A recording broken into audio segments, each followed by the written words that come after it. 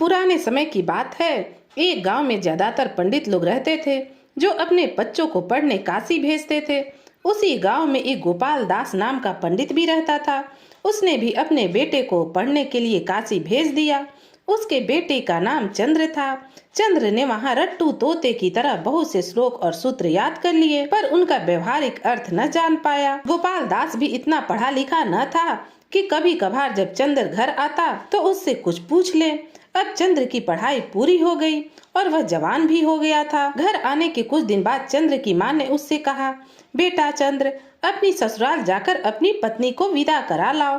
क्योंकि पहले विवाह बचपन में ही हो जाया करते थे, तो उसका भी विवाह उसके बचपन में ही हो गया था। अब चंद्र अपने ससुराल पहुंचा तो ससुराल वालों ने उसका खूब आदर सत्कार किया। ससुर ने तुरंत ही एक चटाई बिछाई और उसके ऊपर एक सुंदर सी कालीन बिछाकर कहा, बेटा यहाँ विराजो। ससुराल में रिवाज था कि जब जमाई पहली बार घर आए तो जमीन पर बैठाकर उसे भोजन कराया जाता।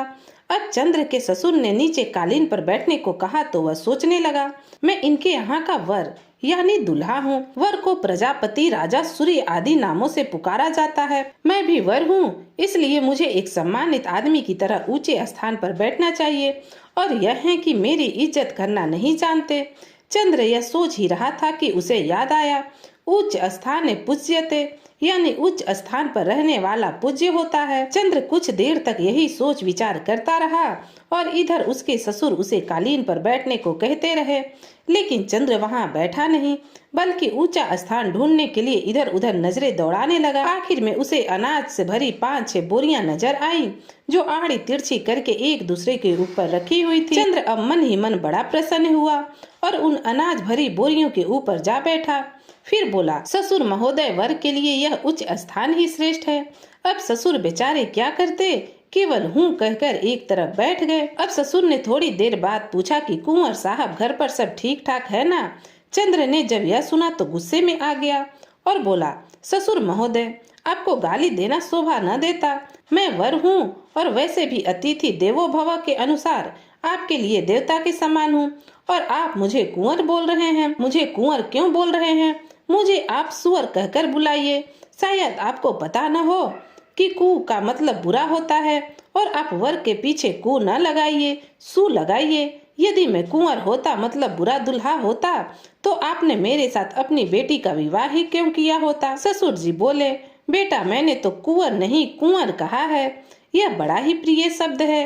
अब तो चंद्र को और अधिक गुस्सा आ गया। वह बोला, ससुर साहब, वे सब थोथी बातें हैं। कुंवर शब्द कुंवर का ही बिगड़ा हुआ रूप होगा। आप मुझे सुअर कह बुलाइए, जिसका मतलब सुंदर दुल्हा होता है। इतने में ससुर बोल उठे, वत्स। तभी चंद्र ने बात को बीच में काटते हुए कहा, ससुर महोदय, वत्स बछड़े को भी कहते हैं। आप मुझे सोच समझकर ही बातचीत कीजिए। बाहर कोई सुन लेगा तो भला क्या सोचेगा? इसलिए आप मुझे सीधे सीधे पंडित जी या शास्त्री जी जैसे नामों से बुलाने का कष्ट करें।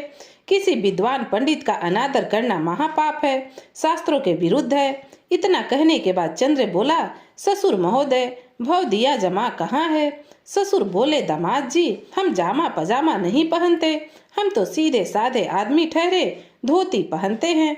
चंद्र को अब और अधिक गुस्सा आ गया और बोला, हे भगवान, एक विद्वान पंडित का विवाह ऐसे अंगूठा छाप परिवार में हुआ। ससुर महोदय, आप कहाँ सोए पड़े हैं? जामा लड़की को कहते हैं, लड़की को। मेरा मतलब यह था कि मैं आपकी लड़की और मेरी भार्या यानी पत्नी से मिलना चाहता हूँ। ससुर जी बोले, अच्छा शास्त्री जी, मैं उसे अभी जाकर भेजता हूँ। थोड़ी ही देर में चंद्र की पत्नी भी आ गई तो उसे देखकर चंद्र बोला, आओ माता जी, मैं आपको साष्टांग दंडवत करता हूँ। लड़की शर्म के मारे कुछ न बोली। तब चंद्र ने फिर कहा, तुम शपथ खाकर कहो कि तुम किसकी धर्म पत्नी हो। मैं तुम्हें पहचानता नहीं, इसलिए बिना जाने पहचाने पराई स्त्री से बात करने का पाप मैं नहीं करूँगा। शास्त्रों में लिखा है कि पराई स्त्री को माता के समान समझना चाहिए। लड़की ने बड़े संकोच से कहा, स्वामी, मैं आपकी पत्नी हूँ, मैं यह शपथ लेकर कहती हूँ। चंद्र बोला, अच्छा तो यहाँ बैठ जाओ। लड़की बैठ गई। लड़की बड़ी ही रूपवती थी। चंद्र को उसी समय याद आया कि शास्त्रों में लिखा है कि रूपवती पत्नी शत्रु के समान होती है। इसलिए चंद्र ने आओ देखा न ताओ बोरियों से नीचे उतरकर एक लकड़ी उठाई और लड़की के एक आंख फोड़ डाली।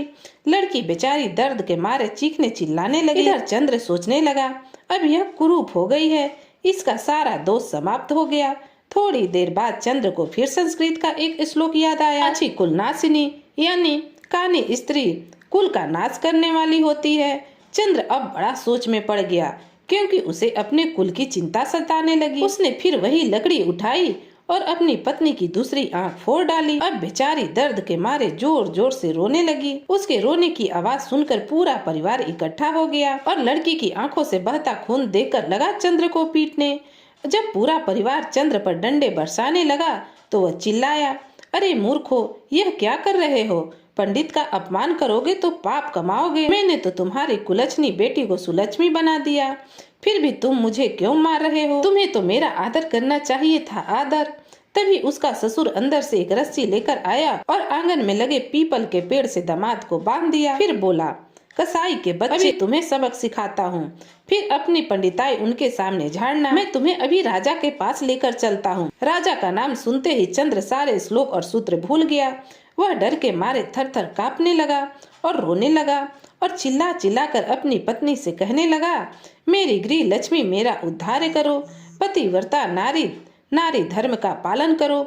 इस पतित स्वामी को क्षमा करो देवी, क्षमा कर दो, नहीं तो तुम पर कलंक लगेगा देवी, मुझे छुड़वा दो। इस तरह बार बार प्रार्थना करने पर लड़की ने अपने पिता से कहकर उस शिक्षित मूर्ख को वहां से भगा दिया। तो दोस्तों, कहानी यहीं पर समाप्त होती है।